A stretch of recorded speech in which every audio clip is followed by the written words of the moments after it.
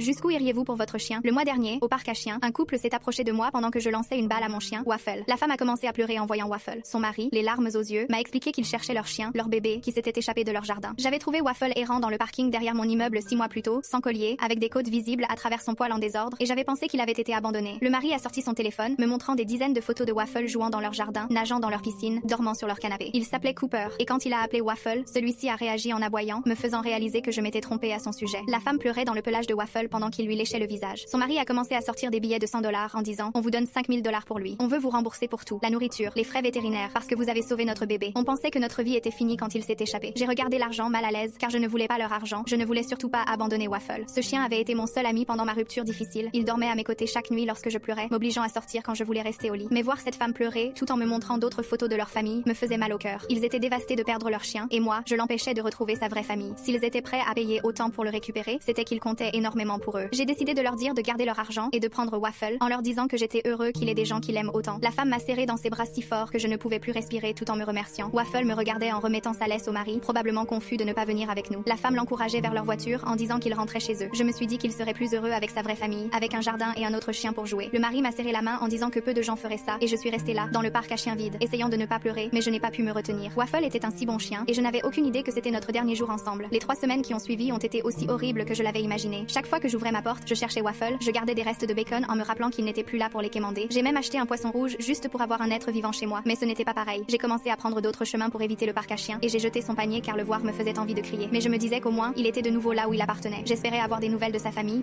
être une photo de lui bien installé, mais rien. Hier, en scrollant sur un site voisin à la recherche d'une table basse, j'ai vu un post qui m'a fait lâcher mon téléphone. Quelqu'un avait écrit: alerte, des kidnappeurs de chiens actifs dans notre quartier, avec une photo floue de caméras de sécurité. Le post expliquait que des criminels volaient des chiens de race dans les jardins et parcs à chiens, puis les revendaient à des usines à chiots pour de gros bénéfices. Ils agissaient en couple et utilisaient de fausses histoires pour culpabiliser les propriétaires. Mes mains tremblaient en cliquant sur la photo. Même flou, je reconnaissais le couple du parc à chiens menant un berger allemand dans la même voiture que Waffle. Le post disait que les Golden Retriever comme le mien étaient très prisés, pouvant se vendre jusqu'à $20 000. Je n'avais jamais su que Waffle était spécial, je pensais juste qu'il avait besoin d'un foyer. Ils avaient volé mon chien en feignant de l'aimer, utilisant ma bonté contre moi, et probablement le vendaient à une usine à chiots. Ces gens étaient des criminels professionnels qui m'avaient trompé, et je savais que je ne les laisserais pas vendre Waffle à un collectionneur. Je devais les retrouver et récupérer mon chien, même si cela signifiait devenir moi-même un criminel.